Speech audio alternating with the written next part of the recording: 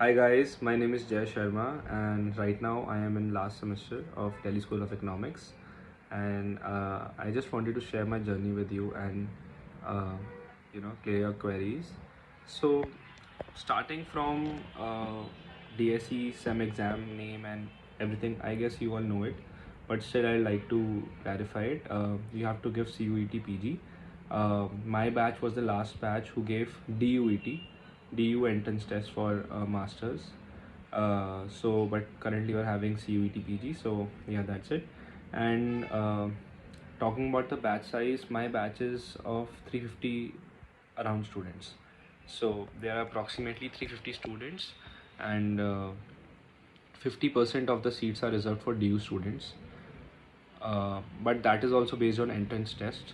So yeah, and you hear a lot about dropout rates and all. So I'd like to clear one thing about dropout rate is that DSE, there's a hype about DSE. You must have heard कि DSE जाओगे तो ध्यान से रहना, fail हो जाओगे. हमारा जब फर्स्ट डे ब्रीफिंग हुई थी, what is that thing called, जब सारे स्टूडेंट्स फर्स्ट डे आते हैं HOD और ब्रीफ करते हैं, सो उस दिन हमें सिर्फ एक चीज़ बोली गई थी. 4 या 5 तरीके बताए गए थे कि अगर एक सब्जेक्ट में फ़ेल होते हो तो क्या होगा, 2 में फ़ेल हो गए तो क्या होगा, बिकॉज एक्चुअली बच्चे होते हैं फेल. बट मैं अपना पर्सनल एक्सपीरियंस तुम्हें बता रहा हूँ कि मेरे बैच में अराउंड 80 या 90 बैक्स थी फर्स्ट सेमेस्टर में माइक्रो में, और मैथ्स के अंदर अराउंड 50-60 बैक्स थी, और थर्ड सब्जेक्ट था मुझे याद नहीं आ रहा, बट उसमें भी बैक्स थी बच्चों की. और अगर तुम्हारी 2 से ज़्यादा बैक्स आती है तो तुम्हें रिपीट करना पड़ता है ईयर. 2 सेमेस्टर में अगर 2 से ज़्यादा बैक्स आती हैं तो you have to repeat the semester. So basically मैं एक चीज़ बोलना चाहूँगा इसके रिगार्डिंग कि एक हाइप क्रिएट की गई है बहुत ज़्यादा. हर सब्जेक्ट को क्रैक करने का एक तरीका होता है, बट प्रॉब्लम DSE में यही आती है कि तुम किसी सीनियर को नहीं जानते. तुम एंट्रेंस दे के घुस तो गए, बट तुम्हारे पास कोई गाइडेंस नहीं है कि इस सब्जेक्ट लिए क्या चीज़ कैसे पढ़ना है, कैसे एम करना है. क्योंकि जो प्रोफेसर्स होते हैं ना, वो बहुत लिमिटेड इंटरेक्शन रखते हैं तुम्हारे साथ. रेयरली कोई एक आध सीनियर प्रोफेसर होगा जो तुम में इंटरेस्टेड होगा, वो भी तब होता है जब तुम ऑप्शनल सब्जेक्ट्स पे आते हो, क्योंकि उस टाइम पे बैच साइज़ कम हो जाता है, क्योंकि 16 ऑप्शनल सब्जेक्ट्स ऑफर होते हैं, तो डिवाइड हो जाता है.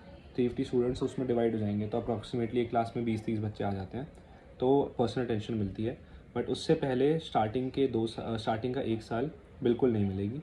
ठीक है, प्रोफेसर्स इतना एज सच हेल्पिंग भी नहीं है. अगर तुम्हें लग रहा हो जाके क्लियर कर लो, नहीं है, क्योंकि वो सही में अपनी जगह, बिकॉज 350 स्टूडेंट प्लस का बैच, अगर हर बच्चा आएगा तो it becomes difficult for them to clear their doubts.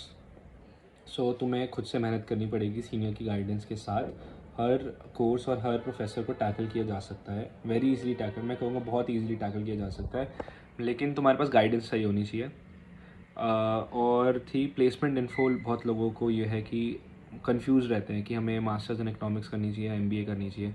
तो बेसिकली अगर तुम्हें डेटा साइंस में जाना है, या डेटा से रिलेटेड कोई भी काम करना है, या फाइनेंस से रिलेटेड भी आई गेस कोई भी काम करना है, तो तुम इसमें आ सकते हो. लेकिन प्रॉब्लम ये आती है कि DIC का जो प्लेसमेंट सेल है, it is good but it is not very good. जैसे हमारे बैच में बहुत प्रॉब्लम्स हुई हैं. वो तो आई गेस थोड़ा इकोनॉमिक क्राइसिस भी चल रहा है, इसलिए प्रॉब्लम्स है, हर जगह जॉब्स कम है, बट डिसेंट परफॉर्म किया है, बट है काफ़ी प्रॉब्लम्स हुई हैं.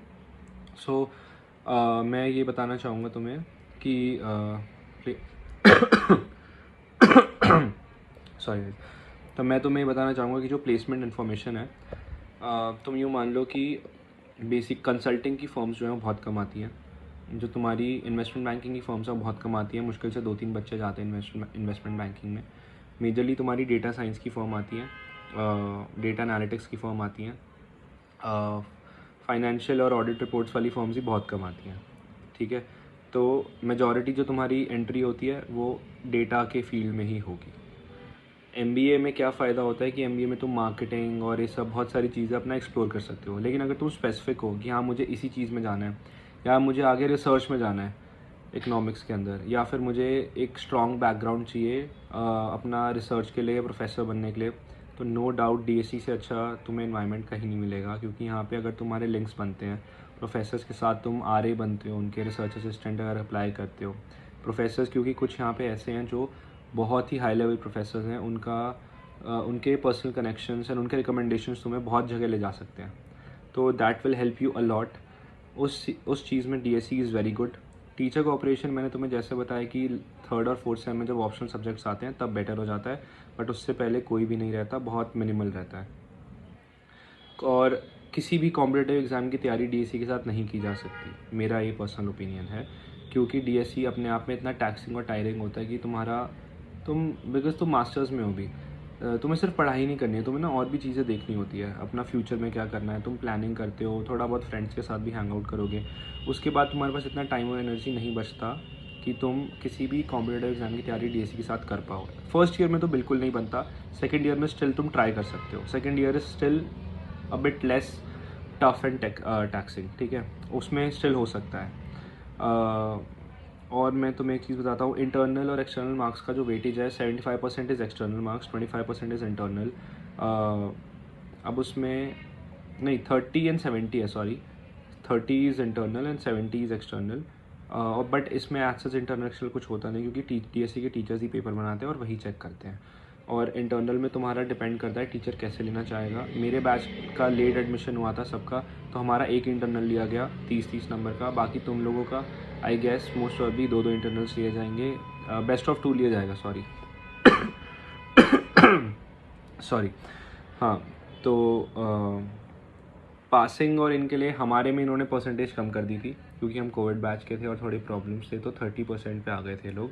यूजुअली DSE का पहले 40-45% पासिंग हुआ करता था, तो इसलिए ड्रॉप आउट्स और बैक्स भी बहुत आती थी, बट आई गेस अभी स्टैंडर्ड 30-35 ही चल रहा है। बट स्टिल मैं तुम्हें एक चीज़ बोलूँगा, पास होना और ड्रॉप आउट की टेंशन मत लेना। अगर तुम DSE में घुस गए हो, तुम्हारे पास गाइडेंस अच्छी है, तो तुम किसी भी टीचर को ईजिली क्रैक कर सकते हो, कोई बिग डील नहीं है। बहुत डराया जाता है DSE के अंदर, इतना डरने की ज़रूरत नहीं है, इट इज़ वेरी ईजी।